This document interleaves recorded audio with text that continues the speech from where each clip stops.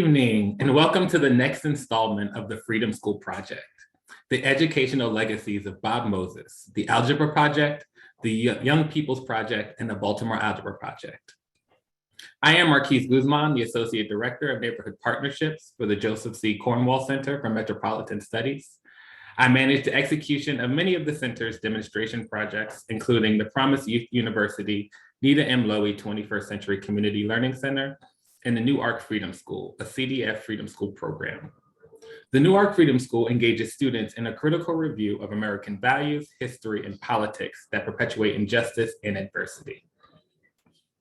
The Freedom School Project, as most of you know, is a community of people, both in person and virtual, dedicated to using the Freedom Schools model to build environments which ensure children who are ordinarily marginalized can thrive. Following tonight's panel, you will also be receiving a survey to help us identify additional topics of interest. Our next presentation will be Monday, June 6th, featuring James Anderson, the eminent historian of Black history, in conversation with Jarvis Gibbons, the author of Fugitive Pedagogy. Fugitive Pedagogy tells the story of how African-American educators from slavery on tried to educate in ways that undermine racial domination, with special focus on Carter G. Woodson, an essential figure in history of education for liberation. Fugitive Pedagogy recently won the Outstanding Book Award for the 2022 from the American Educational Research Association. Tonight, we have a wonderful group of panelists to discuss the educational legacy of Bob Moses. As many of you know, Bob Moses is a towering figure from the civil rights movement in Mississippi during the 1960s. Renowned for his thoughtfulness as much as his physical courage, remembered perhaps above all for insisting the movement build on the untapped wisdom and strength of ordinary people. That idea was what drove his interest in mathematics performance among bottom quartile students. He saw the movement's business as removing the barriers standing between people and their ability to fully participate in American life. In the 1960s, that meant securing the right to vote in the Deep South. And in our time, that means giving children from social margins the level of qualitative literacy required to live in the modern world. Our panelists are Jay Gillen, who has taught and organized around Baltimore Public Schools since 1987. After a 2-year organizing campaign, he directed a community-controlled public school called the Stadium School. Working with graduates from Stadium School, Gillen developed the Baltimore Algebra Project in 2001. He is the author of numerous articles and of 2 books, Educating for Insurgency, The Roles of Young People in Schools of Poverty, and The Power in the Room, Radical Education Through Youth Organizing and Employment. Dr. Nell Cobb is a mathematics instructor, Emerita Professor from DePaul University College of Education in Chicago. She is the founder and director of the DePaul University Inspiring STEM and Girls program for middle school girls. Ben Moynihan is the Interim Executive Director of the Algebra Project, which has been coordinating the work of the late Robert P. Moses since 1992. Ben works with teachers, mathematicians, researchers, administrators, community organizations, and students to improve mathematics education. Neonu Fatiu was a Baltimore Algebra Project member in 2005 when she was in the 10th grade. In 2009, she coordinated a successful citywide organizing campaign to oppose the construction of a $1 million youth jail. Ms. Fatiu works as an assistant math teacher with the Algebra Project and as a teacher in the Baltimore Public Schools. Jamal Jones, a lifelong Baltimorean, and is the co-executive director of the Baltimore Algebra Project. Using culturally relevant pedagogy, he facilitates youth development in math literacy, student advocacy, policy review, and critical thinking. Maisha Moses is the executive director of Young People's Project, an organization that aims to expand the participation of groups underrepresented in STEM. She specializes in leading professional development for math literacy workers and teachers. The panel moderators will be Dr. Arthur Powell and Stephanie Tidwell. Dr. Powell is a professor in the Department of Urban Education at Rutgers-Newark. His research interests focus on writing and mathematics learning, ethnomathematics, and teaching professional development in mathematics, among others. Stephanie Tidwell is a doctoral student in the Teacher Education Teacher Development Program at Montclair State University. Her teacher research interests center around maths, teacher pedagogy as a liberatory practice. She currently serves as the Mathematics and Business Education Supervisor at Princeton Public Schools. I will now turn the event over to Stephanie.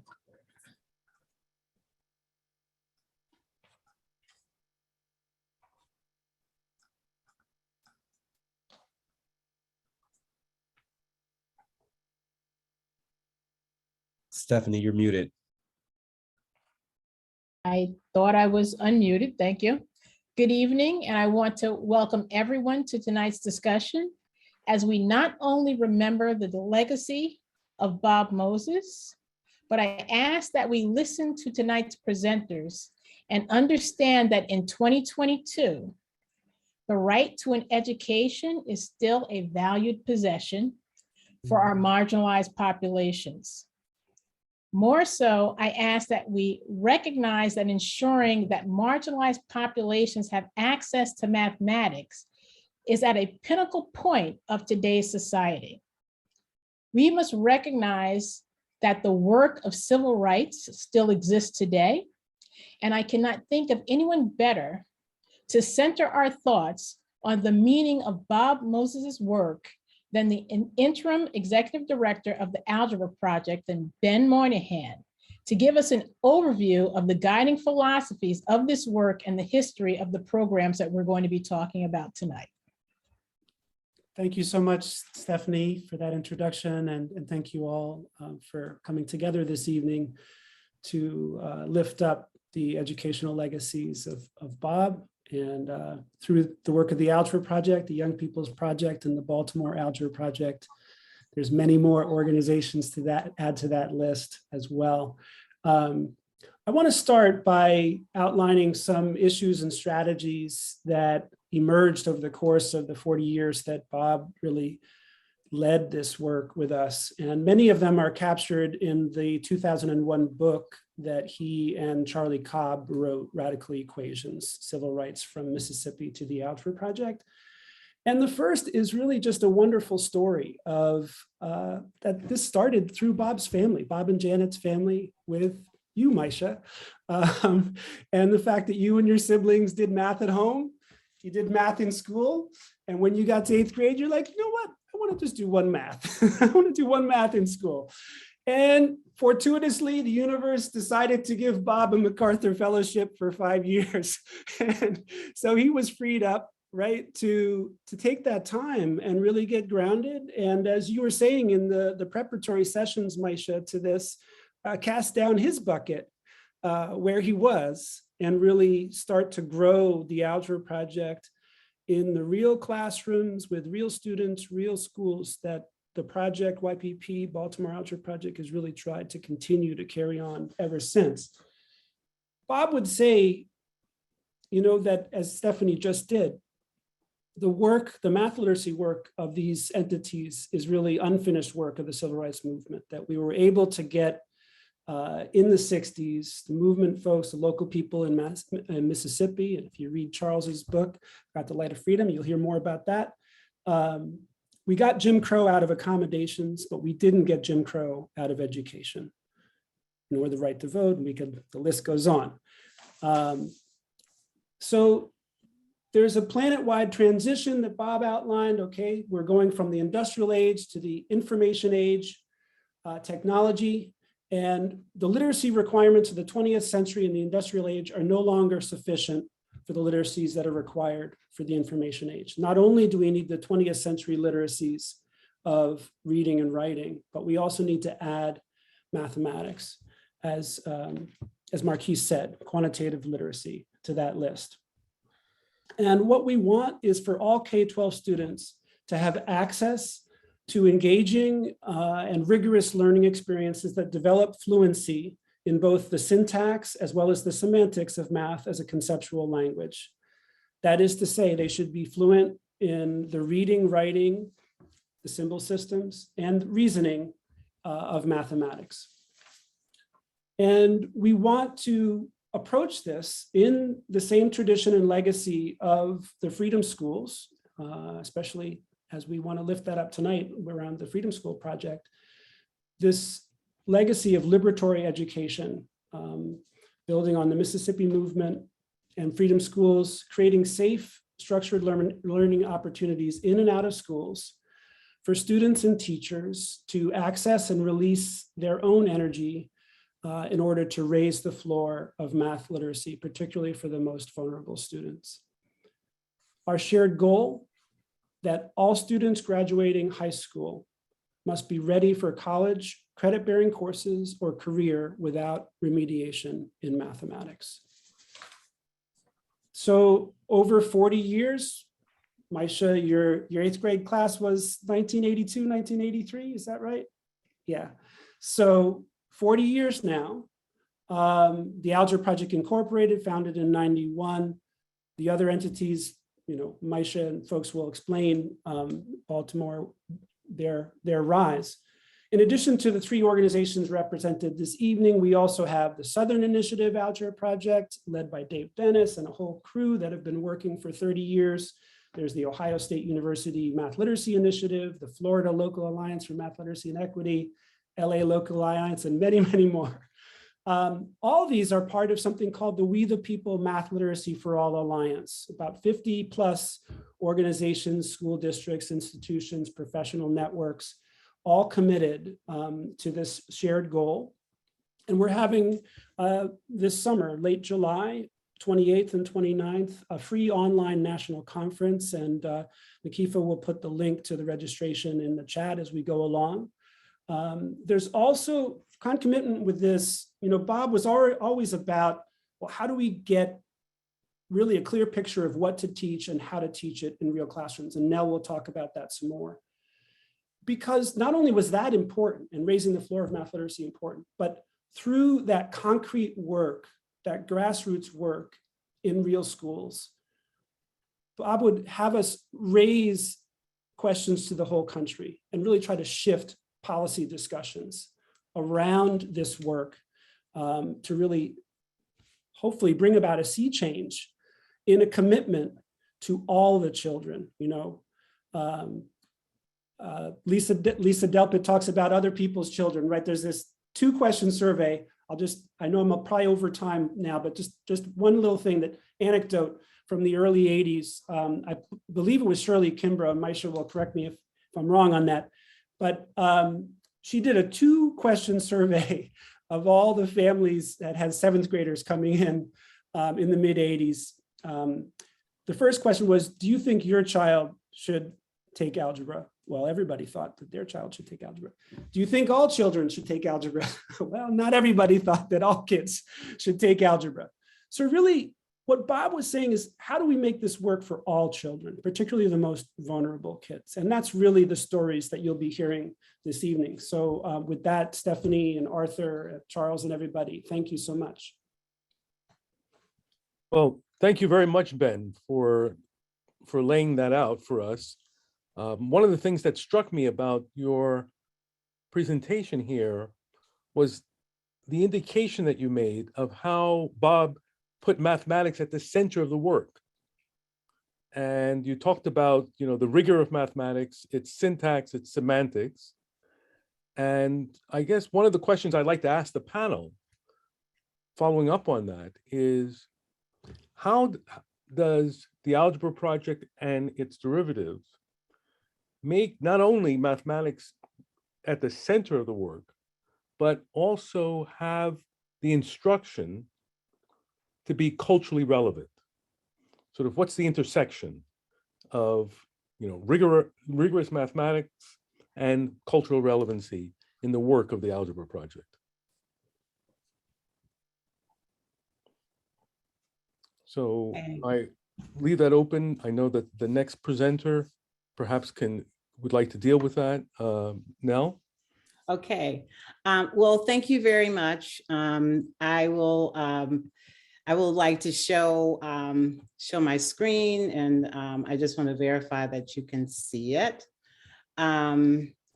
So when we talk about the Algebra Project, there are many lessons learned. And what we look at is the fact that when we go into a school district or into an area, we need local alliance structures. It could be grassroots, it could be the administrative, educational leadership, but we do need that alliance structure. And when in Chicago, so I was the Chicago Algebra Project Executive Director, there were grassroots engagement. Bob actually came into Chicago and he did several workshops with parents just to get them to see how the mathematics can be taken out of an experience, a shared experience. And so he did height chart with them. And then many of the parents would say at the end of that session, oh my goodness, had I been taught math this way, I would not have any problems with it. I wouldn't have had any problems. And so again, that was the grassroots method. We go to San Francisco and it was a little different. It was brought to San Francisco by the school district leadership. In both cases, they were middle school approaches. Just in the 1990s, we had the transition curriculum that started at the 6th grade level. So in Chicago was 6th, 7th, and then by the time students got to 8th grade, they were prepared to take an algebra, traditional algebra course. So what must happen? So we really must have buy-in. We have to have teacher buy-in, we have to have student buy-in, and we have to have community buy-in. So when we look at the buy-in, one of the biggest challenges, and not always, but this is something that's pretty prevalent, is how to engage our teachers. And how do we help our teachers make the shift from thinking about being content experts to content learners? And this really takes time. It takes time for people to change their mindset to really look at the mathematics and try to make sense of it. And so what supports are needed? We found that weekly professional learning communities are needed. They need to meet on a weekly basis. That has to be built into teacher schedules. Monthly support from the Algebra Project and the professional development team comes in. And then also job embedded and collegial support for teachers and where they're supporting each other. Okay, so what I'd like to do now is give you an illustration of the impact on teaching. And to do that, I am going to show a very short video. And so the video is around work that we've done in Broward County. Unless there's a change and a shift in the mathematical practice of teachers, we can't get to a change in the mathematical practice of students. They were not getting functions at all, even though I gave them a pre-assessment to see what they know. But the moment that we did the roll coloring and we showed this person is going here and that person going here, and they actually did it on the floor. They see how the pattern works out, and then that helped them with their assignment.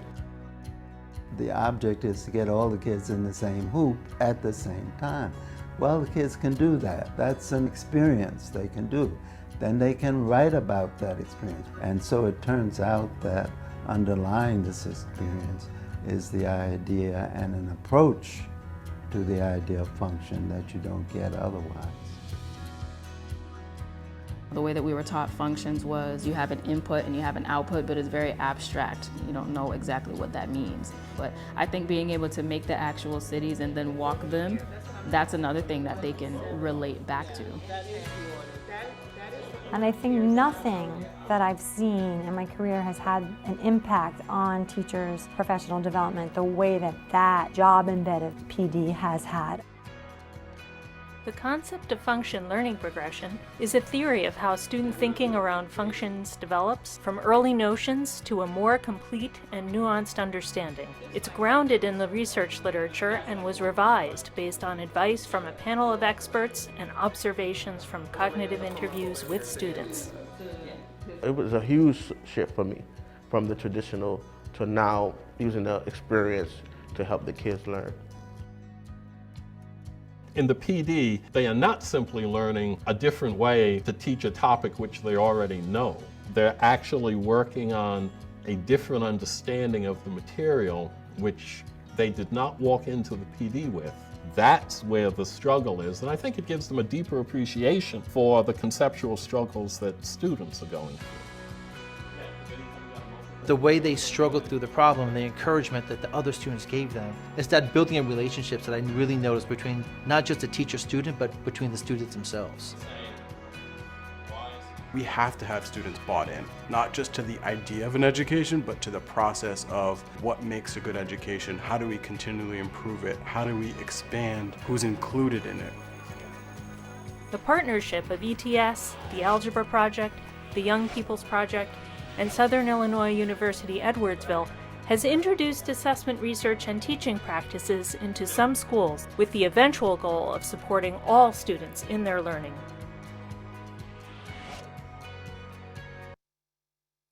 Okay, so that's my evidence of the teachers' work that they've done.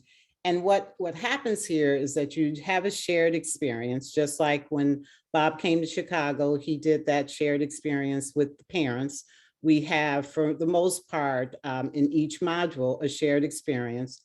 The students do a visual representation of that experience, and they talk about the experience on two levels: intuitively, using what we call people talk, and more structured language that mathematicians use, which we call feature talk.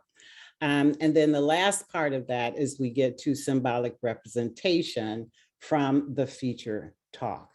And so again, as we look at what we're doing, it is a process. It's a process that impacts the teaching and learning of our students in the lower quartile.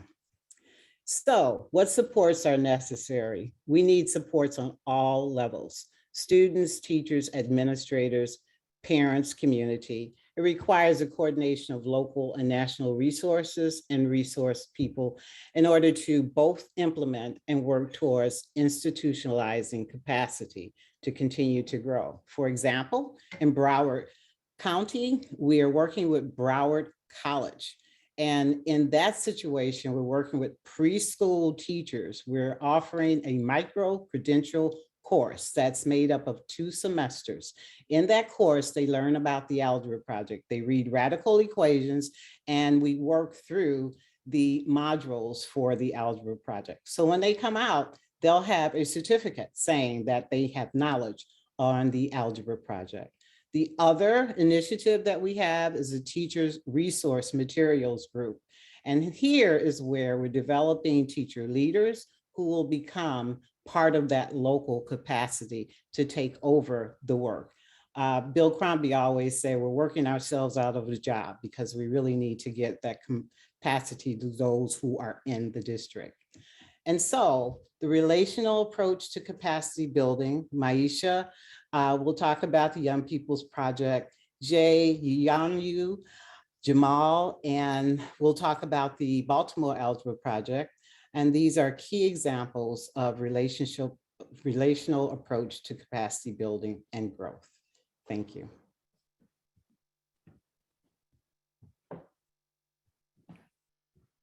Thanks, Nell. And Arthur, were you going to comment? Well, I was just going to say that, one, I want to thank Nell very much for that. I think I'm beginning to see how some cultural aspects get built in. The 5-step model, you know, the experience is probably where the cultural aspect is highlighted, and then working from there, looking at the mathematics of that experience. Yes. Thank you. Maisha. Thank you. So I'm Maisha Moses, and I've been working with the Young People's Project since the late 90s. And before that, I worked with the Algebra Project for many years, actually starting in college. And I spent lots of time in Algebra Project classrooms and training Algebra Project teachers and Algebra Project trainers. And then I took all of that with me when I started working with the Young People's Project. So I'm thinking about a couple themes that I've heard. I'm going to try to weave them together. I'll try. I'm thinking about this question of energy and working with people. And I'm thinking about the question that you asked Arthur about how do we keep math at the center and make it culturally relevant. And then of course, Nell, what Nell is asking us to consider about relationships and the centering of relationships. So the Young People's Project grew out of the Algebra Project. It was started by young people. They were 7th and 8th grade students at Brinkley Middle School in Jackson, Mississippi. They were mentored by a handful of young men in their early 20s, including my 2 brothers and my cousins, all of whom had themselves been Algebra Project students in Cambridge in the 80s. And they were all in Mississippi, working in the Algebra Project and Algebra Project classrooms because my dad had invited them to come down. And part of what they had was relational capital. They were relatively close in age to the middle school students. They brought, whatever they brought with them, being from Cambridge, Massachusetts, down to Jackson, Mississippi. So their shoes and their clothes and their culture. And so they had the students' attention in ways that the adults and the teachers did not have. And so part of the reason that the Young People's Project got off the ground was because my dad kept challenging them and asking them, pushing them and saying, well, the young people have to get their act together. Meaning, what are you going to do? That this is your problem too, that you have to own it. And we need you to figure out what you're going to do. And we don't know what you're going to do, but you need to figure out what you're going to do. And what they ended up doing to me is just really, in some ways, it's very simple and straightforward, but it cannot be taken for granted. And it's very, very special. And I'll preface it with a small story. So I worked for many years in Oakland, California, at a middle school that was just really struggling. It was one of the toughest schools that I've been in. And there was a young girl in the Algebra Project. She was in 7th grade, and she worked really, really hard as any student I've ever seen, to do all the things that Nell was talking about. So to excavate the shared experiences that the Algebra Project was bringing, and to, write her observation statements and draw her pictures and try to engage her classmates in conversation in the midst of complete and total chaos. And she earned my respect because she worked so hard. But one day I found her walking in the halls, with the rivers of students who walk the halls every day. And, there was an ongoing conversation about, well, the students just don't care. They have all these problems at home. So when I came upon her in the hallway, I asked her, I said, well, what are you? I was so surprised. What are you doing? And she said, I cannot stand it anymore. I'm not being educated.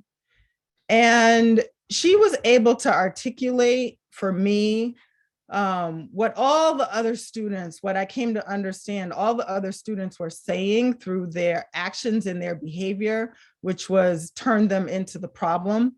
And so I carried that experience with me to Mississippi when my dad asked me to come to Mississippi and work with the Algebra Project and the Young People's Project there, because what I understood was that the Algebra Project had created a space for young people to have a different response, a proactive response and a meaningful response to the very same issues. The children in Mississippi were not dealing with any different issues than the children were in that middle school in Oakland, but they had the support and the structure to channel that understandable frustration at the fact that they were being made to sit through and experience, year after year that didn't serve them.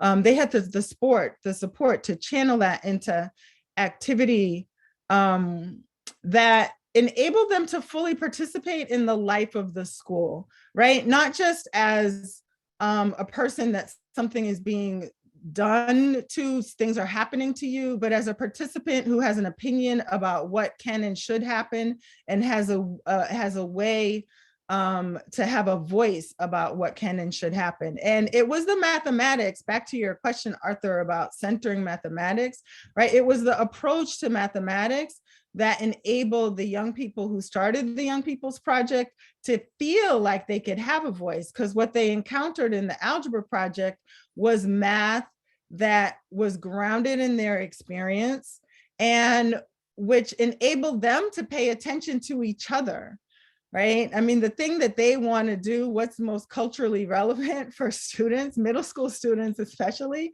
is each other, right? They have each other's attention. And so the curriculum created a space to really harness that. And one of our I want to say one of our young people, but he's grown, but he started as a sixth grader. And what he said was that for the first time, he was actually able to talk to his peers, and he was expected to talk to his peers about what he thought and about what they thought. And so the Algebra Project created an experience that I think opens children, opens people, adults, whoever really engages the process, you open up to yourself. And so the Young People's Project harnessed that, and those middle school students took a little piece of it and decided to own it. And over the years have really been mining this idea of near peer teaching. So young people teaching each other and using games, math games that are exploring small pieces of really rich and interesting mathematics, often played on a mathematical structure. So again, like this idea of keeping math at the center. And the other thing about culturally relevant is, we think about the broader social culture, but mathematics that sort of holds true to the culture of doing math and how mathematicians do math and explore math. I think that's something else that the Algebra Project brings, and the Young People's Project has leveraged and begun to own over the years, and which is really the energy that keeps us grounded.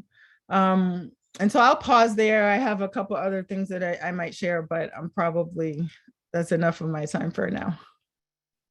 Well, your story is very powerful because, in fact, it seems to suggest that there's this abiding trust that young people can organize themselves for the benefit of resolving problems that they find in their micro community. Absolutely. And that trust, that knowing that that's something that the capacity that people have, seems to be prevalent in the Algebra Project and in the Young People's Project, as you described. Yeah, thank you. Oh, thank you. So I think we have next is Jamal. Hey everybody, I'm over here. It's a million things swirling for me. First of all, what up everybody? It's hard to go back to the main question. There's so many pieces now. Okay, all right, so how did BAP start? I guess I'll kick off there and then I'm gonna touch on a couple other pieces and I'm gonna try and touch on the pieces that I really wanted to touch on from the other stuff. So first and foremost, Baltimore Algebra Project, as everybody can kind of figure out, came from an extension of National Algebra Project, but I got both of the folks who actually was in the room when this thing was seated on this call right now, Maisha and Jay. But to give a little background on how that whole kind of connection came up, basically Baltimore City, like most other districts, like how Maisha was talking about, was going through what normal school districts that got critical masses of Black students go through, right? Like folks want to remove the resources of education funding, which creates all kinds of issues for people going to go at the time, going through the process at the time. Well, the problem at that time was basically the school took the money from having English teachers to basically being like, we got a math teacher part-time. And basically Jay responsibly decided that he was going to go and connect with folks who were Black and knew math and had some understanding about how to teach that to Black students. And so he connected with Maisha, got the whole training, and then kind of this idea was seeded in 94, I want to say, and I get to check folks, or folks get to check me on those dates. Then the organization was actually kind of established, like the actual charter and all of that, by like 97. And around 2000, 2001, we started being like a service provider, primarily as an after school program. But before that, that 97 to like 2000 was like an incubation phase where the first sets of students who kind of came through Algebra Project were working with Jay. And I believe a lot of that happened at the stadium school space. Some of it even happened in Jay's basement. And actually a lot of stories like these start off in people's basements. It's kind of cool. But fast forward 2000 to about 2003, there's kind of this after school program being built, and there's this kind of math-centered pedagogy, all stemming from the 5-step pedagogy that folks referenced before that Bob created. And essentially over the time, the key component was having students be paid wages for their time. So unlike other programs where traditionally students are like offered kind of, I want to say nominal things for their time, but unlike that, Algebra Project seeks to give all the students who participate, as many students as participate, wages, and not just one-off stipends. I mean, like at the time myself, this ain't even how I came in, but when I came in the organization, the first thing that rang in my head was in a space where people were offering $7, that there was a job paying high school students $10 an hour, which was a really big hook and still continues to be a hook. But at any rate, that's the source of that funding ended up being the school district at the time by contracting. Well, the school district loses its money, and that ends up being a situation where, of course, they want to cut OST programs, meaning out of school time programs. And that didn't mean like one or two people losing jobs at the time. What that meant, because of the structure of Algebra Project, that there was this body of students who had just lost wages. And the question posed, similar to like what Maisha was talking about, was what you gonna do? How you gonna act? What's up? And eventually that ended up turning into a whole campaign, kind of organizing a lawsuit against the state or against the school district that the students won. And that launched into a whole bunch of other stuff, this ABC campaign that we had, and we borrowed the language of quality education as a constitutional right, as Bob often talked about, and kind of started talking about students' experience through the front lens of rights and all of those things. And even that has kind of developed into another iteration called the National Student Bill of Rights, which is a specific list of articulated rights that students across the country have come together in the same kind of fashion to have a structured conversation about what supports do we need to navigate this and come out on the other side of the whole. One of the key components to how BAP has functioned has been this philosophy of the 3 tiers of demand, which functionally is a pyramid where you kind of start at the bottom and you go up. And the first rung is the demand on self. The next rung is the demand on your peers. And then beyond that is the demand on the larger society. And essentially what that really means is, and whether this is the student advocacy work or the math literacy work, there has to be a demand on yourself first to be an active participant, whatever that looks like, and engage in whatever process that you're going through as a person, and commit to that. And then beyond that, there's a demand to pull on your peers to do the same so that folks are in that same cohort or in your same space, kind of pulling and pushing in the same direction. And there's accountability and some sets of support amongst folks in that same set. But of course, that's just like your small set of people, your small group, your small cohort, which leads us to the final piece, which is the demands on the larger society, which really come from once you pull all these folks together and there's all this conversation happening about people's different experiences and how that's coordinating with their overall educational outcomes and what that looks like in their community and how all of these things are manifested in themselves, that ultimately gets articulated into an image of what the world should be or what things can be created.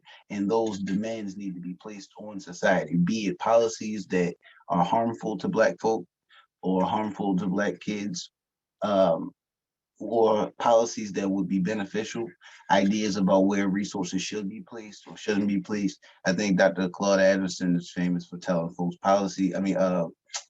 politics is the process of determining where resources go. And I think one of the things that the process of going through that 3 tiers of demand by going through these near peer conversations and sharing the math work, sharing folks' experiences, ultimately kind of leads to a overall politicization of the students and an understanding of themselves as active citizens, which ultimately engages them in so many other ways that extends all from these small math sites that occur in these schools after school, in these small crawl spaces where students actually have control over how things occur and where they're actually being compensated for their time in meaningful ways. And I'll pause there. Wow, Jamal, quite impressive description of this process of taking on responsibility for oneself, for one's peer and society, and engaging in this political process on the basis of doing mathematics, of coming, organizing to better.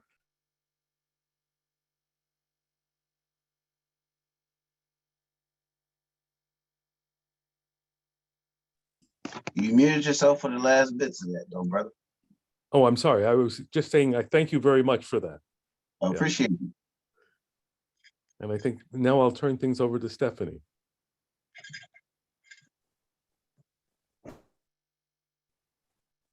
So at this point, I think, Jay, since Jamal has spoken a little bit about the Algebra Project, I think it would be great for you to follow up to give us some more insight on the Baltimore Algebra Project.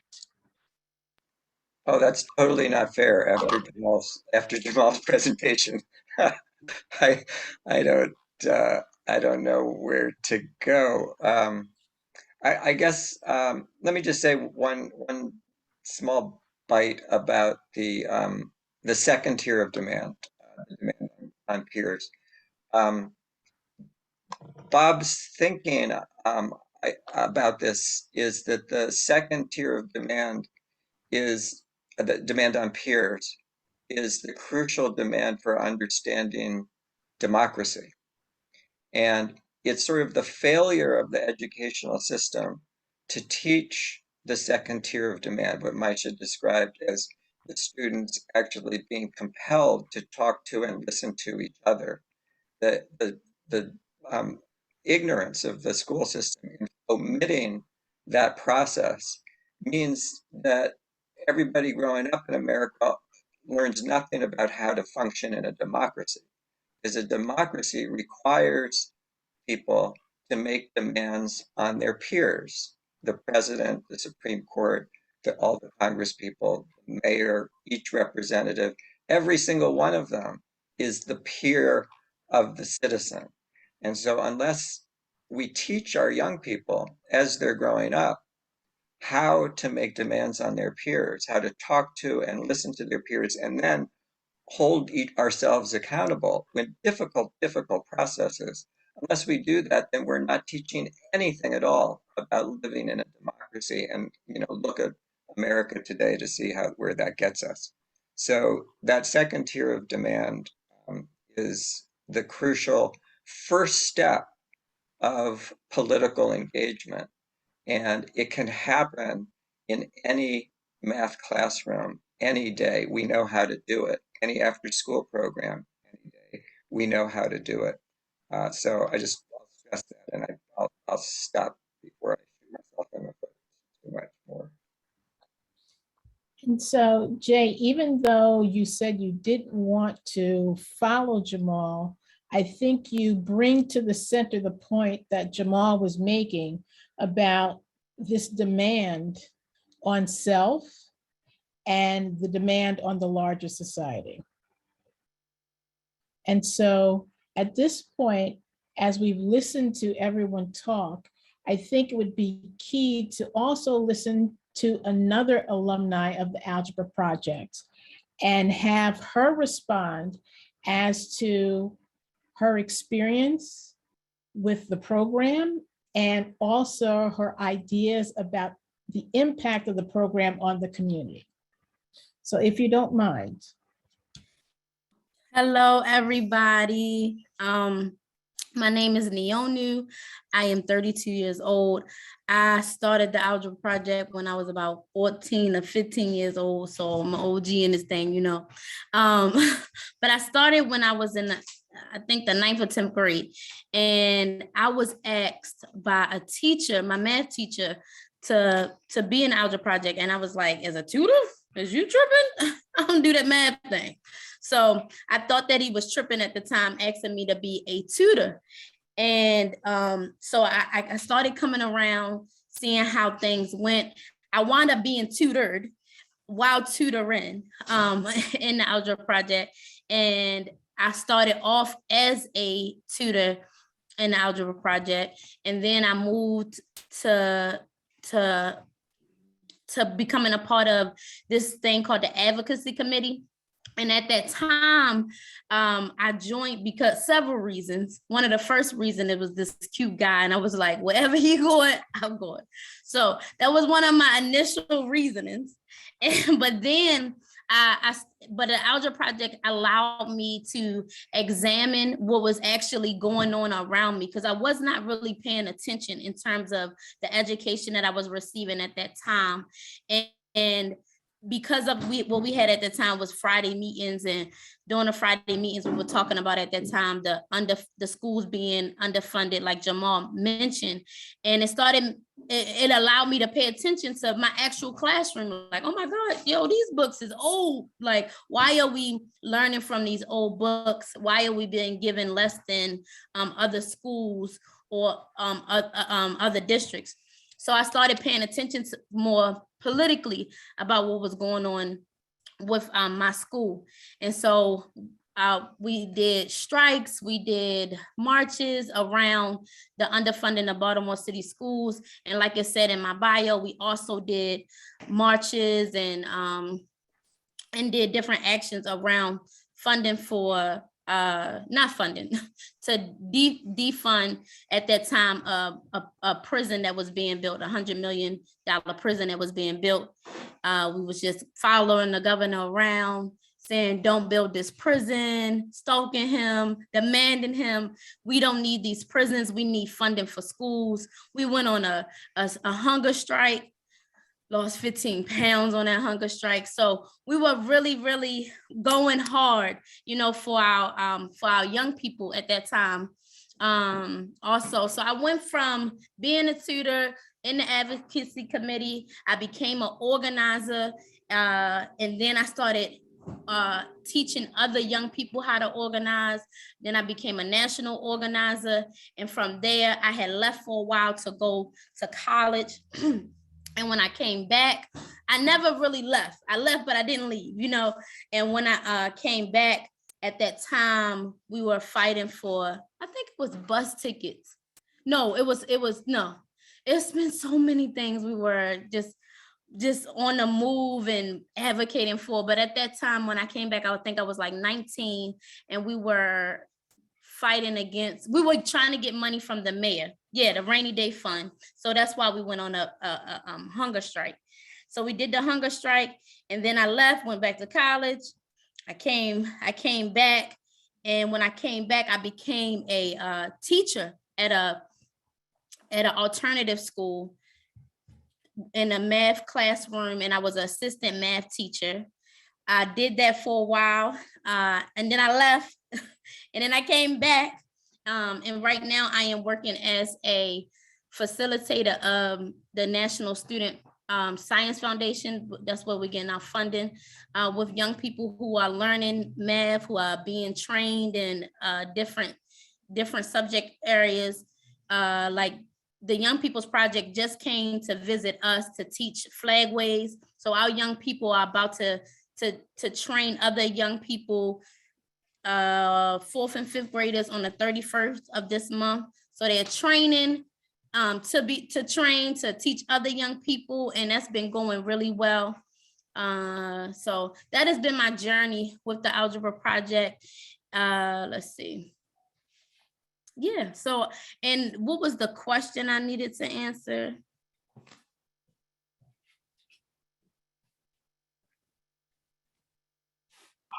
I don't know. I'm just going to jump in real quick. You OG, for real. You really do that. I really forgot about all that. You like that. That's so funny. Well, you know. So the question, which you answered actually a lot of the meaning of the Algebra Project, but the question was around why you got involved. Oh, okay. Oh, in the Baltimore Algebra Project as a young person. But yeah. I think you may have touched on a lot of that, but if there's anything else that you want to add, I'm sure we were more than welcome to hear. Really quickly, I do want to add this. As we were fighting for funding for schools, there was this time we wound up not getting during that time the money from the rainy day fund from the mayor, because she said, you know, we was going into negotiations and she negotiated $0. And I remember me going to deep depression about it, because I felt like if we're going to hunger strike, they don't have no other choice. You know, they're not going to let young people go out here hungry, right? So I felt like no way in the world the mayor of the city is going to let her children go hungry, right? But it was at that point where I understood the power of self-determination, the power of the people, that it's going to take the people to change, not an entity or a person or institution outside of the people. It has to be the people.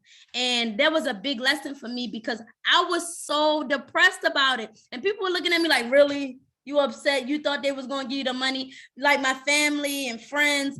And I'm like, yes, you know, but it was a valuable lesson in the power of the people and educating people around political work and the struggle of African struggle, our struggle, and to come together so that we can fight together as a unit.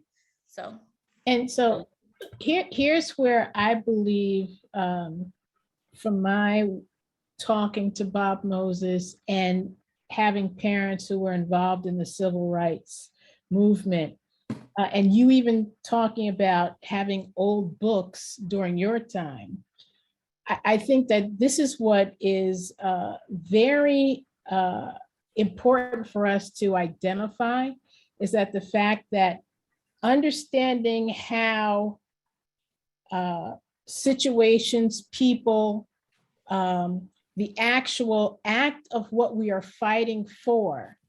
While we're talking about mathematics, there are so many other points in society, other aspects of society that we are addressing and that we are learning to fight and learning to fight for. Through the process of one situation, it leads us to so many other aspects and avenues of us understanding what it means for us to stand up for ourselves, for our future, and for the future of others. I think what I'm hearing you say is something that I would probably hear somebody say that may have been part of the civil rights movement, which is what Bob Moses talked about, which is what he fought for.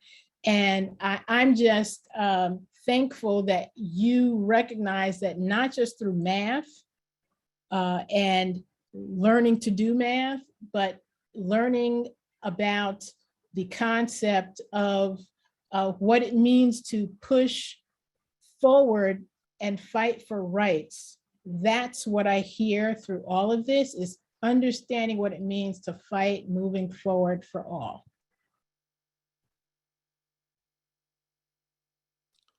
I see Jamal had his hand up. I'm not sure if he wants to say something now. Yeah, real quick. I remember what I forgot earlier, which is always good. Bring it back. It was a question about like how do you have culturally relevant pedagogy or teaching like at the center also, like as a part of it. I think everybody here keeps saying the same thing, and it's weird because the answer always is the same. It's just it just is what it is. The answer is people. Like when I think about even my own experience, both coming up through Algebra Project and in part of like facilitating at this point, a lot of that is like, are folks, who are the people at the center of the development process, and who are the people who are at the center of carrying those things out, and how do those people, like how well or unwell they are resourced, both financially and non-financially, because I think also one of the key things that we all keep talking about is like the social capital that we got. So whether it's the near peers or the peer-to-peers or the OG elders or the big homie around the corner, whoever it is, we got somebody to pull on, and those people tend to be better than gold. Yeah, if I can just say, I think it's very interesting, Jamal, what you're saying and what Stephanie has pointed out, and that is this idea that the mathematics can be used as the arena for bringing people together to do the community organizing and to learn lessons of democracy and learn how to participate in a democratic society, and then using what one learns in order to struggle for things that one needs, whether it be within the educational system that you find yourself in or in larger issues.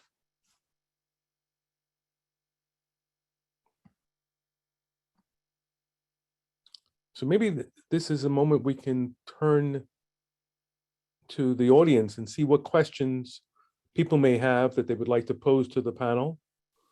Let's see, there are some questions that are in the question and answer. Let's see. There's also one question in the chat, Dr. Powell. Okay, I if see I one may. question here. I'll read it. Okay. It says, how can local communities apply the joint lessons, the Freedom Schools and Algebra Project, Young People's Project? So I guess the question is, how can local communities apply these lessons to their situation? There are two other questions. I'll read those so that maybe people in the panel can address them. What can be done to self-organize? And what can be demanded of schools and civic institutions?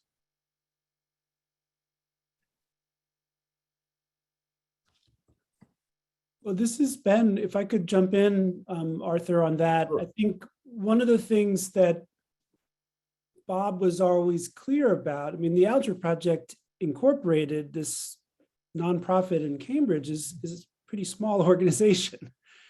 And so Bob was never interested in building a large centralized institution per se. I mean, the Algebra Project certainly has capacities, it has curricula, pedagogy, et cetera.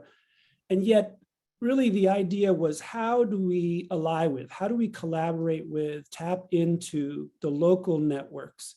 We don't have expertise about the local lay of the land outside of our own communities. So if we want to go to a place like Baltimore and Jay has got a school, well, how do we tap into Jay and the people that are working with Jay? And there's Vida Gaynor and Betty Robbins, the people that were part of a local network that were also interested in these issues, and tapping into Nyanyu and Jamal and folks, right, to create a local network. And if you look at the different sites, that's really part of what made it work, makes it work, is not only tapping into, it's not a commodity.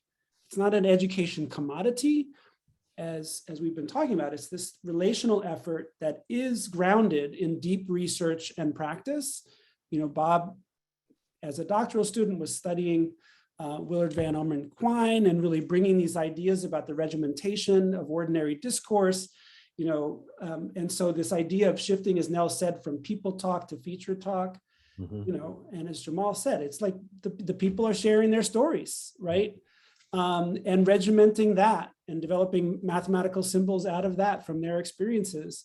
And so tapping into the local resource people and actually having the young people doing the math as the basis of the credibility to call on the institutions, right? So it's not only advocacy, what I heard Nyanyu and Jamal say, it's math tutoring and advocacy, right?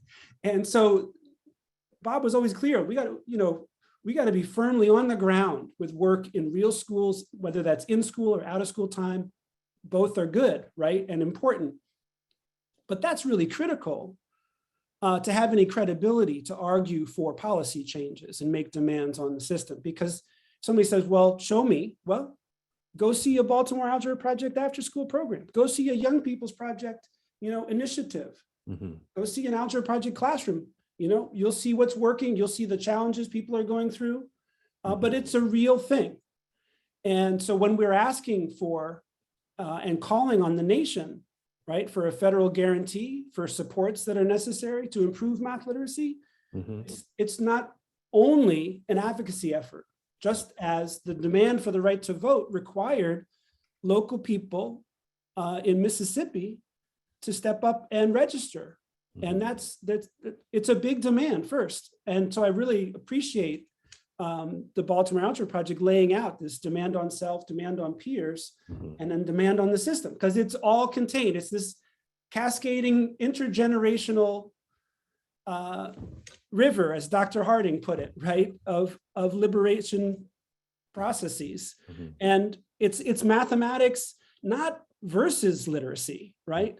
It's math as a literacy requirement, because I think in the culture, we agree that it's not cool to say, oh, I don't really want to deal with that reading thing, right? And people easily say that about mathematics. Right, well, it's not anymore, right? Not if you want to be able to engage the economy of the 21st century as an active participant, as a creator, not just as a consumer, and beyond even the economics of it, really being able to be, as Jay put it, an active participant in a small d democracy, which is what we're trying to help make happen here.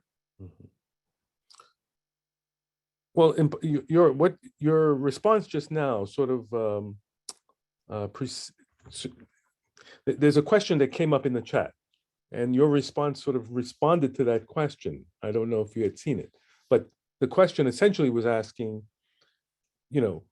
how is it that mathematics, as opposed to literacy, is able to get people to organize? And the person who posed the question asks, is it because mathematics inherently helps people break down structures and organizations? And so I wonder if, Ben, either you or maybe Jay or someone would like to just talk a little bit about sort of how is it that mathematics is, in this case, as the person says, inherently capable of helping people understand and break down structures? Well, I think one piece of it, and I would appreciate some help from the panel, one piece of it is that, unfortunately, math as a meritocratic process has been used to suppress access, right? It's been used as a filter, not as a pump, as they say, in education. And so I think Bob's point about it being an organizing opportunity, it's not the only one. It is one, right? And so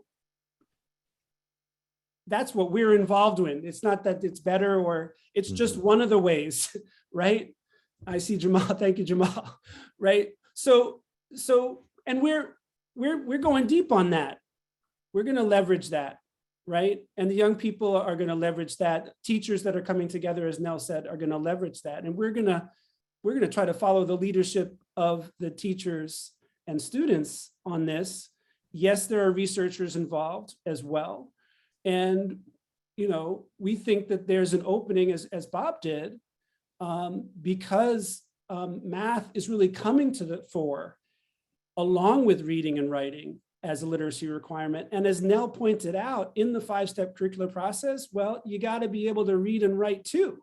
So it's not a dichotomy here. We're augmenting the literacy requirements of the 21st century.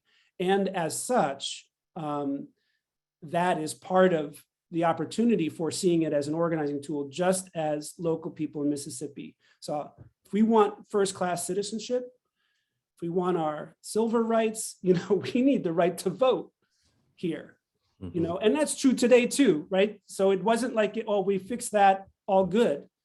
And I'm just thrilled that Dr. Anderson's going to be on, because in the Bob Moses Speaker Series conference that Janet Moses and them organized a few weeks ago, he really just talked about this connection between the right to vote and a right to a quality education, right? And so this is, the Algebra Project is just working on one small piece of it. There's a whole lot of other stuff that needs to happen. So implicit in getting math literacy is the kids have the other literacies they need. They're able to navigate through systems and institutions, all that stuff. And that's where, again, this Baltimore Project self, peers, and systems work cycle, organizing cycle really comes to the fore. I'm gonna piggyback real quick, and then I'm gonna practice step up, step back, so that other panelists can respond. My immediate thought to that is everything been said, but people talk version for me, because this is what came to mind. I'm gonna try to model.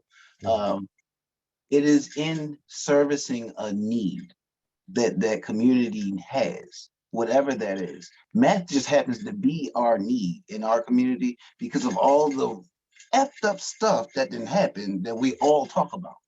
And so that need is being met in some way by its own set of community, with a focal point that's different and a perspective that's different than the traditional institutions, which opens up all this other stuff. So I'm saying that to say, like, even when I think about fast forward from the civil rights to Black Power movement and the Panthers, like breakfast, like what is the need that folks have, fill the need, and as the need is being felt, met, folks are able to kind of build out of that.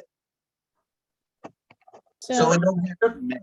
I know folks who are doing literacy. I know some folks who are doing like music, art stuff. Like if you reach across networks, there are going to be organizations that do the same kind of process or same organizing. It'll just be in a different framework, but it functionally is what is the need that needs to be met that's most vital and articulated. So I just want to jump in, Jamal, and say, and add to your comment that, you know, when we think about math, we have to think about math in terms of how it allows our communities to read their world. And so what I hear you saying is that math is a need, yes, but what we don't recognize sometimes is how math is so intricate, an intricated part of the community that it helps us to identify, why is this happening? Well, let's look at the mathematics behind it. And how can we make this happen? Well, let's look at the mathematics that we need to involve in that practice.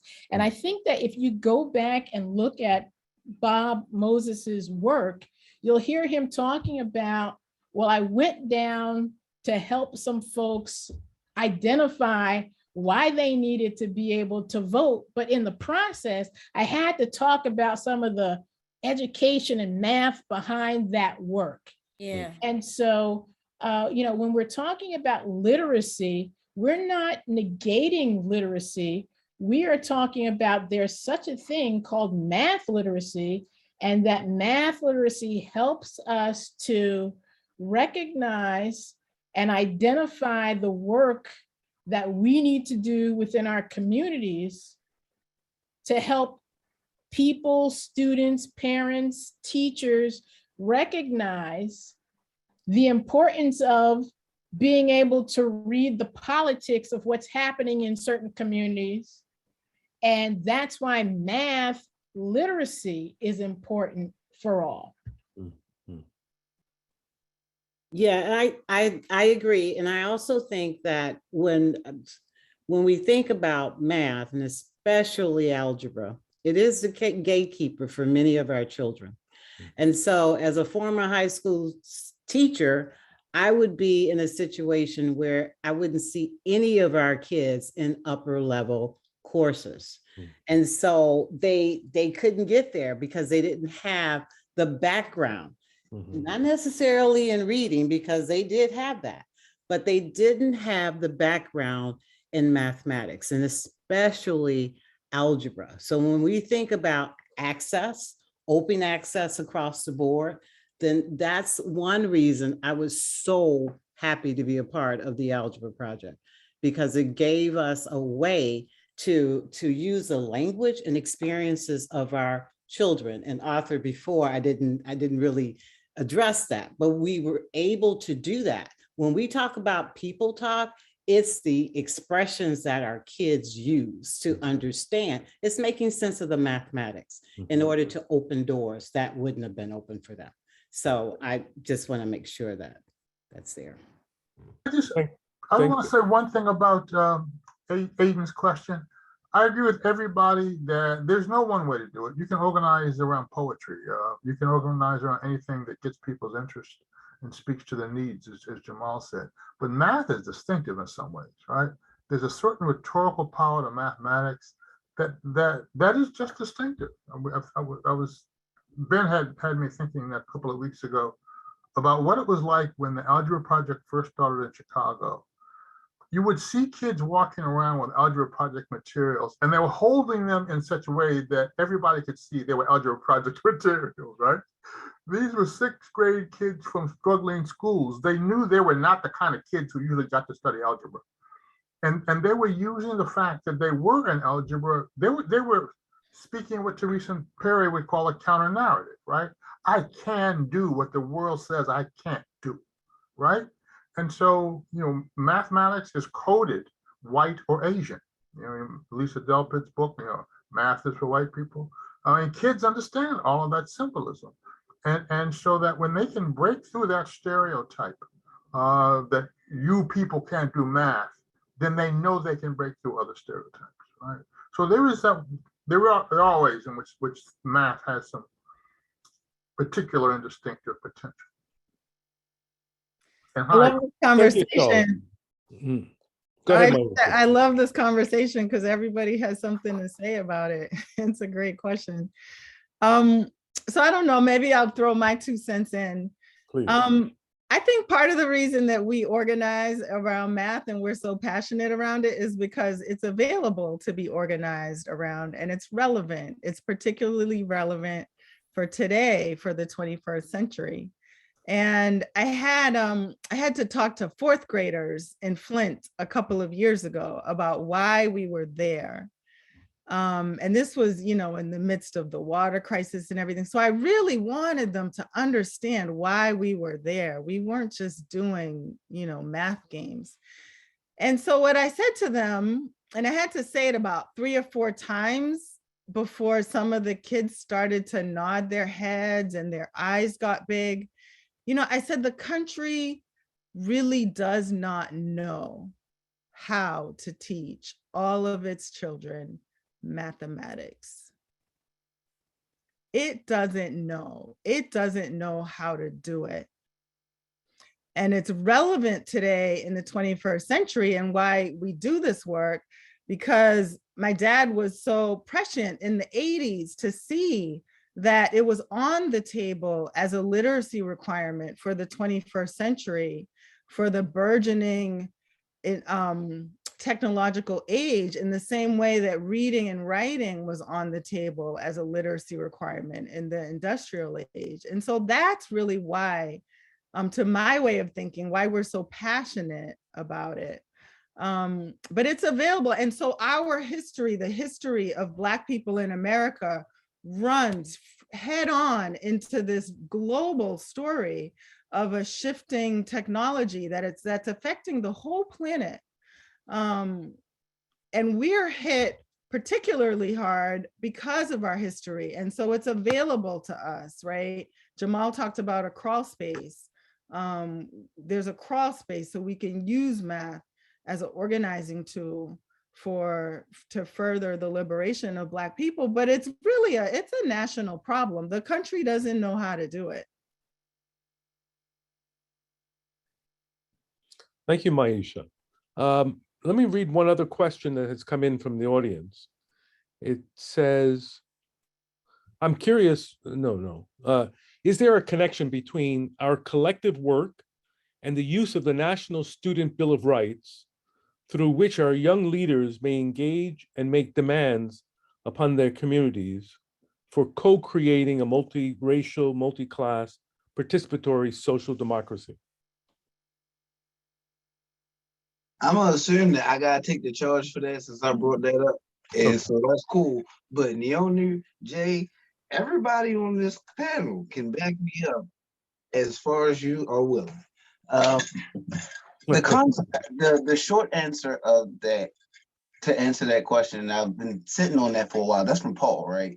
I've been sitting on that one for a while. I looked at it because I wanted to make sure I articulated this correctly.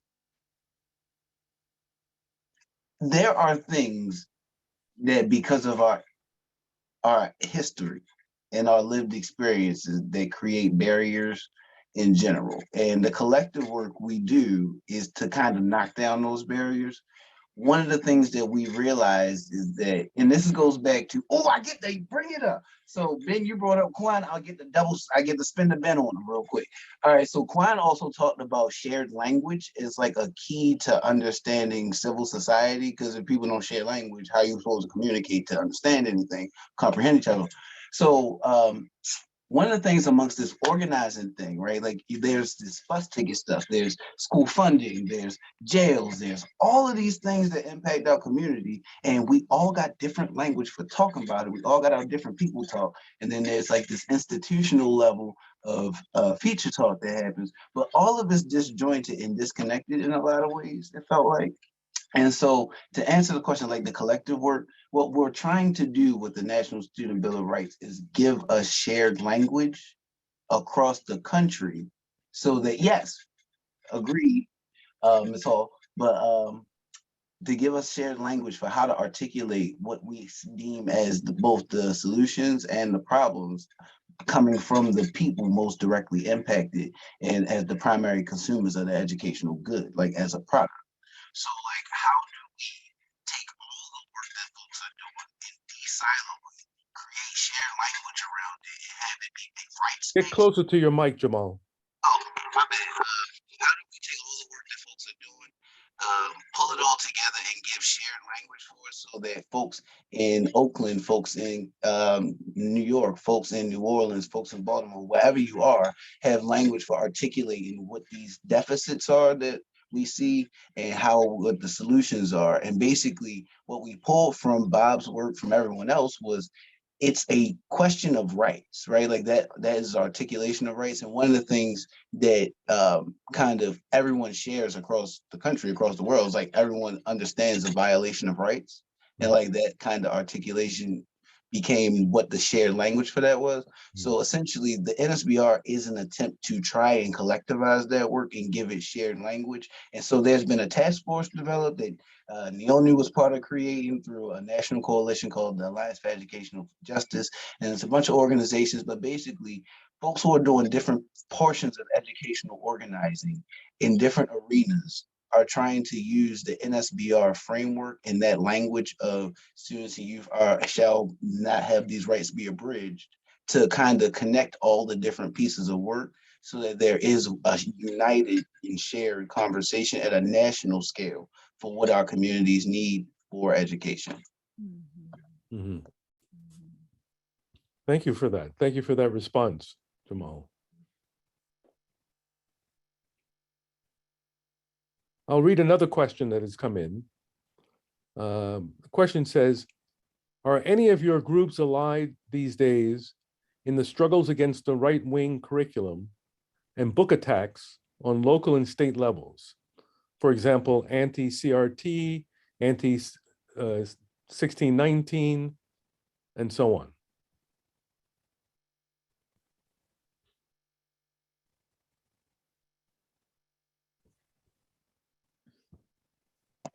I'm trying to practice step up, step back, but I also feel like I got to unload. So yeah, so everybody does policy stuff specifically just to give some specific Maryland context. So that CRT thing is happening all over the place. And one of the things we found in our work is people don't even understand culturally, they confusing critical race theory with culturally relevant teaching. And so there's a whole bunch of work being done on that, but we've actually been working with like local folks to put in pieces of policy to re-examine some of that stuff. And we've been seeing a lot of pushback at like this legislative level for stuff like that. And it is primarily because the folks who are deemed our peers, right? As Jay talked about, our peers don't actually share experiences with us and see and have a different perspective on some of these things. As a result, some of these pieces of policy haven't changed. So like last year, we had a bill in HB 140, basically that would create a commission to examine the graduation requirements for the state. And the response from the legislature was basically like, MSDE, meaning Maryland State Department of Education, should be the sole people who make decisions about education policy and curriculum for the state, i.e. them white folk over there know better than y'all, be quiet and sit down, which we of course took back to our folk and is now working inside a coalition called ARMS, Anti-Racism in Maryland Schools, to kind of develop a statewide push and swell up this conversation in different counties so that we can start getting some stuff done. But all that to say, it's stuff happening, but you would never know because the structures push back so hard, but people are pushing and there's stuff happening even here. And I've seen stuff like in other places too, but that's just a local example. Thank you. I wonder if there are other members of the panel who would like to make a few comments or. Also, before we go to the panel, I know there are two questions that may not have gotten to you, but they were actually the first two questions that came in. Oh. One is from Reverend Keith Davis in Camden, and then the other is from our colleague Carol Lee from Chicago. Maybe you can, I don't see them here. Lakeitha, do you have those questions in front of you? I'm looking to pull them up now. Okay. And Reverend Davis was pretty simple. He was simply asking whether any of this work was happening in Camden, New Jersey. Okay. So this has been, the quick answer there is not at this time. There have been Algebra Project efforts in New Jersey, Plainfield, New Jersey, historically in the 90s. We're actually in dialogue with folks at the Plainfield High School about doing an introductory workshop next month. So if that is confirmed, we'll be happy to share that info about that with folks. And we collaborate with Educational Testing Service in Princeton, New Jersey on a National Science Foundation supported research project.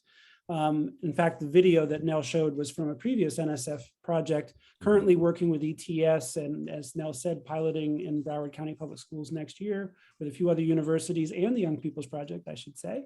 The development of collaborative assessments. You know, one of the things that Bob often talked about, not only what to teach and how to teach it, but what and how to assess what's being taught and learned.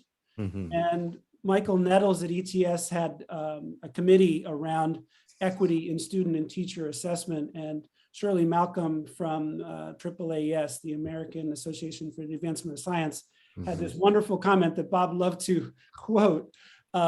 She said, well, what we do in this country is we value what we already know how to measure. What we need to be doing is figuring out how to measure what we value. And Bob loved that, and really his experience, our collective experience in the Algebra Project and all these organizations, was the ways in which assessments are used to obstruct the progress of this work. Understandably, teachers and administrators often are up against, benchmarks around high stakes testing that does not encourage them to give space to young people and teachers to try something new, even if they know what's currently on the table is not working.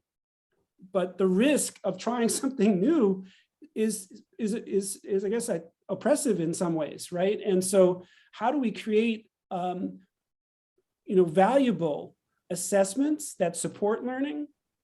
This is just one small effort that we're doing with ETS, but around groups of students working together on assessments, right? Around the function concept. So maybe on another future webinar, we could get into some details around those research efforts. Yeah, that would be very interesting. And just real fast, there were some young people from Camden who were just at a conference in Baltimore over the weekend with Baltimore Algebra Project people. And so we're going to try to be developing that connection. Well, I'm glad to be corrected, Jay. Thank you. Yeah, thank you, Jay. The question from Professor Carol Lee has come in, and her question is, what is the scope of the Algebra Project today? What challenges does the project face? And what are the project's new goals? Well, I'll take a first crack at that. And I'm trying to remember, Maisha, you may remember, Bob used to describe there was a gentleman that was part of the Mississippi movement, and somebody asked him, well, are you part of SNCC or CORE or SCLC? And he said, well, I'm part of anything that'll get this monkey off my back, right? And so, I mean, the Algebra Project, Inc., right? It's a 501c3 based in Cambridge, but there's the Baltimore Algebra Project, Inc. It's based in Baltimore. There's Young People's Project, right? National organization. There's SIAP, there's all these other organizations out there, right? So there's the Algebra Project, Inc., and we're working in Broward County. We're working with the Fannie Hamer Freedom High School in the Bronx, with June Jordan School for Equity in San Francisco. We collaborate with SIAP, we collaborate with different organizations. But if you look at this We the People Math Literacy for All Alliance, which Baltimore, YPP, and many more are part of, the impact is quite large. The Algebra Project itself with SIAP and YPP and so forth since the 90s, I mean, we've been in at least 19 states, more than 200 schools, and probably close to at least 1,000 teachers, and probably over 10,000 students over that period. And that's still growing. And with the Alliance and the outreach with the Quality Education as a Constitutional Right initiative at different levels, both in schools and out of schools, there's quite a large impact. So what's our priority going forward? I mean, really staying grounded in the work that the folks in the panel have been talking about, what to teach and how to teach it such that we raise the floor of math literacy for the most vulnerable students in the country. And we want to leverage that grounded work to also raise these critical policy questions with the nation. So we want a little bit of both and. I don't know if anyone else would like to chime in terms of, because Maisha can talk about the scope of the work, and I think Jamal has talked about not only Baltimore's work, but these networks of young people that you all are connecting with around the country. So and that's the other beautiful thing, is that none of us know the whole story, as part of what Maisha was saying, right? Yeah, I mean, I can say a little bit about the Young People's Project. I think over the last 25 years, we've worked probably in every region of the country, the West Coast, small footprints, around the country, the West Coast, in LA and Oakland, San Francisco area. Yuma, Arizona is the lettuce capital of the country, if you didn't know that. El Dorado, Illinois, small town in Southern Illinois, probably the poorest community we've worked in and the whitest community we've worked in. And then of course, like Chicago, New York, Boston, Florida, and Broward County. And part of what we've learned about is, well, we've learned enough about the value of the work so that we can now go to schools and school districts and say that we believe that the most valuable and one of the most important investments they can make is in their own young people. And to figure out how to invest in their young people to become math literacy workers. And so I've noticed that in the last few years, like I can go to schools and districts and say that and be heard around that. And then the question is, well, how does that get institutionalized, supported, and paid for? Because from the beginning, we've been talking about this as employment for young people. And Baltimore Algebra Project, as Naomi was describing, did the very hard, political road of, trying to make an explicit demand on the system for an investment, right? To get the city to invest in its own young people, right? To pay them to be literacy workers. And so this is really the question. And maybe related, I think, to the earlier question of like, what does it take to get a local group? So part of it with the near peer math literacy work is where are the resources on the ground that are really going to invest in young people and in employing young people and training them and helping them develop professionally to do this work. And so one of the things that we're sort of working with, and this is actually more recent in our work, we applied for a Gates Grand Challenge, which is looking at Algebra 1 for students who are on the bottom across the country. And we applied in partnership with Broward County. Broward County was actually, I just want to give a shout out to Broward County because they were one of the first districts that we went to and actually took that question seriously when we asked it and started to think about how they could like pull together funds to invest in their students. But through this Gates grant, we want to do a research project which shows the efficacy of the model, the near peer model, and using the flagway game and a new module that we've created around ratio and proportion. But then also to develop a process to certify and credentialize high school students as math literacy workers, but with a deeper aim of making a demand on the system to say, hey, well, if we credentialize your students, will you tap into your funds that you already have access to, right? Title I dollars and other funds that you have access to, and use those funds, create policies, local policies that enable you to use those funds to pay these students to do the work. And so that's sort of, we're still in the early stages of walking that path.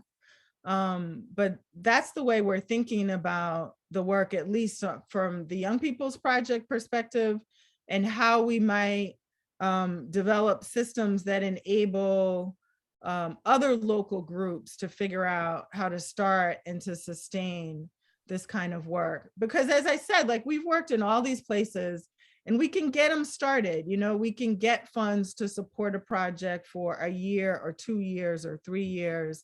But you're really looking at a long-term sustained investment, over decades to develop generations of young people who are going deep into their communities.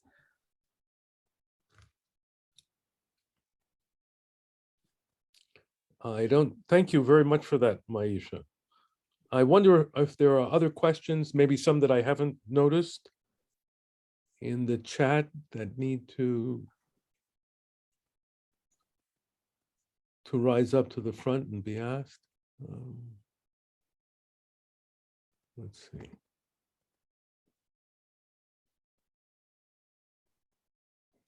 There's lots of interesting links that people have provided in the chats and some suggestions about literature to look at and websites to visit. So people might want to take a look at that. Arthur, there's some really experienced folk in the audience. I wonder if any of the folk who have worked with the Algebra Project or other inquiry-based mathematics in Mississippi, I see some folk, Florida, Broward County, I see some folk. If any of them want to say anything about, and for me, the thing I just want to hammer on before we leave, the impact you see in children when this work is done right. If anybody wants to say, make any brief comments about what that looks like in your bailiwick, unmute and let's hope this works.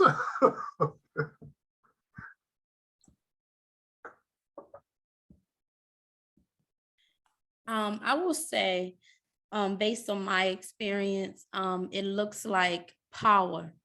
It looks like young people understanding their role in society, and not just as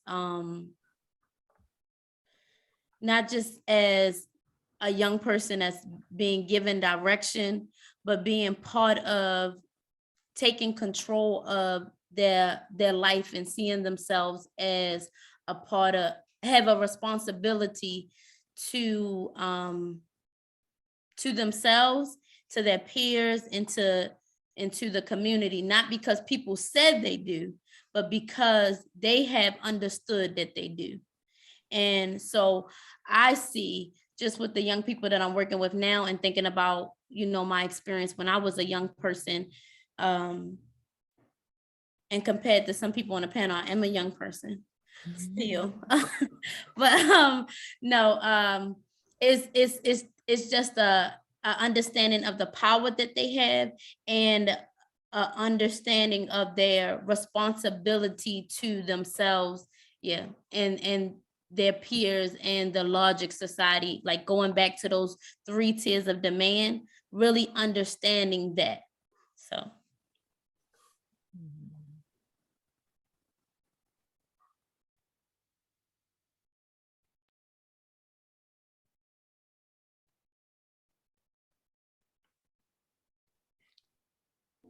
Does anybody else want to take up Charles's invitation?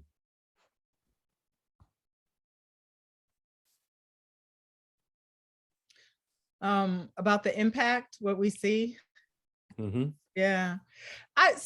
There's a story that's just been sitting with me for the last couple hours. I've just been remembering a young person who worked with us in Mississippi. His name was Chris Adebanyan, and he passed away. He was young. He was very young when he passed away. But Chris could facilitate. He was one of the most amazing facilitators, and I learned so much from him. And I don't know why I've just been reflecting on him today, but he had a way, he was tall, and he took up space, physical space. Chris was big, but he had a way of getting a room started and breaking them up into groups. And then he would go around and he would sit with each group and not say a word. And he would just be with them. And you knew he was there, and you knew he was listening, and you knew he was facilitating. But he was just so masterful at that, so beautiful. And I think it was Jamal who was saying, like, there's just gold in our communities and in every community, that's really our point. So that story is sitting with me. There are a couple other stories about our impact and about our work that I would like to know more about, actually. So I would like to know more, and we hear stories about it, but young people who come up in the work, and then when they become parents, how they're able to navigate the system and work with their own children differently because of the experiences that they got in YPP. And then there's also just a fascinating story that I think probably just goes down in YPP's history about that first generation of young people who started YPP. And part of what YPP was providing for them was an alternative to the streets.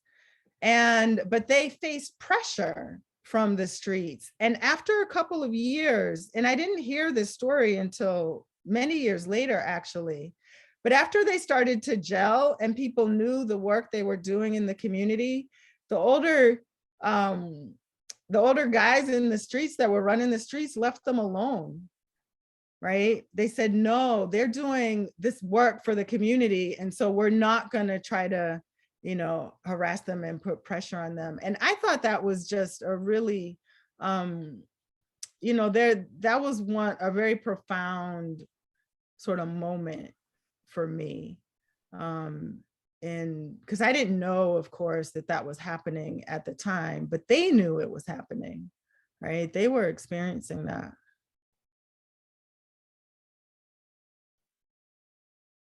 I just want to add also, that's incredible. Just want to say that, but also, there's also this cultural retention that is happening because as African people, we are communal people. And when I was younger in the Algebra Project, there was this, the development of friendship and families and people becoming godmothers and godfathers to our children, and then our children meeting each other and growing up with each other and building relationships. So what I notice even now with the young people that we have, they organically start to form these relationships outside of the site, outside of being in a physical space with us.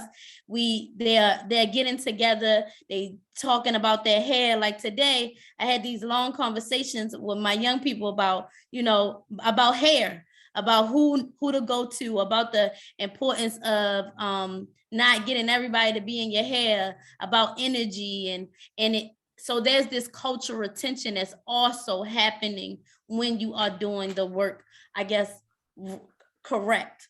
So I wanted to add that piece. Well, that's wonderful. That's wonderful. Well, Charles, we might need another webinar to hear from the rest of the attendees. I mean, you got folks who represent all sorts of local work, historical work with the project in that list. And it's just a real wonderful circle tonight. So thanks to the Cornwall Center too for convening this conversation.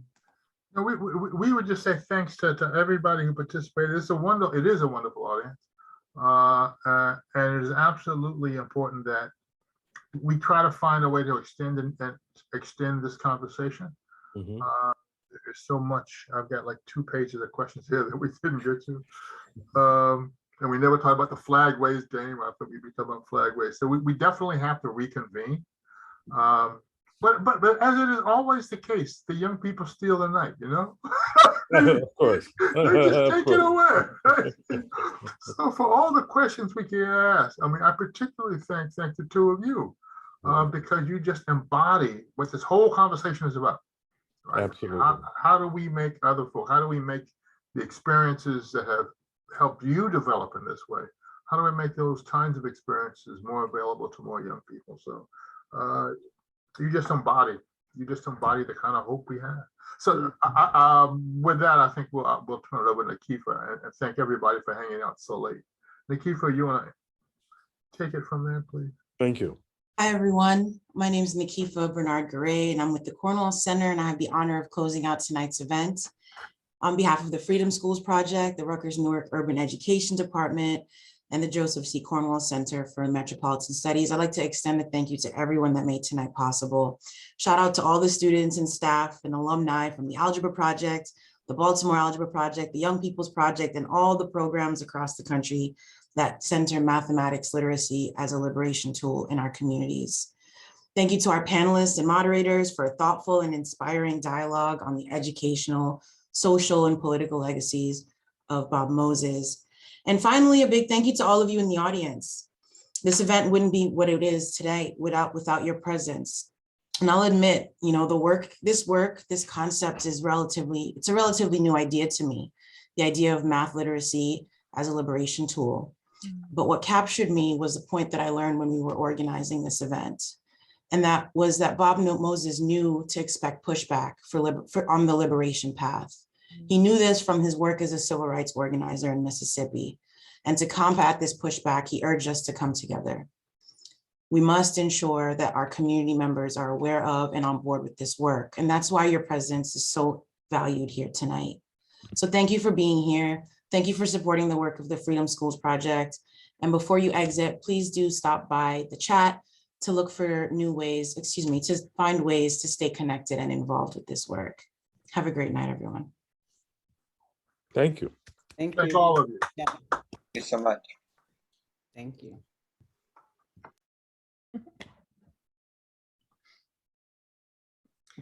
Thank you, everybody. This was really wonderful. Thank you all. Thank all of you. Thank you for organizing it. Thank you. Bye. Yeah. Thanks. All right, now we gotta do it again, but with the cameras off, no recording, and all hanging out in the same place. Same physical place. Baltimore works for me. I have no problem coming down to Baltimore. Hey, look, walk one of my trenches. Come here, we got you. I eat a lot of crabs now. I want that to be understood right away. Oh, well, we're on the same page. You Good. coming to the right place, my brother.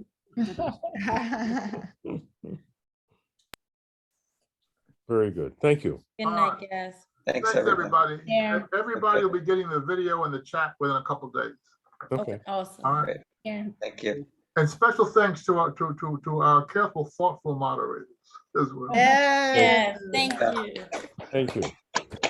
It was fun. Yeah. Okay. Thank you. Take care. Have a good night. Take care. All right. Bye, everyone. All right. Take care.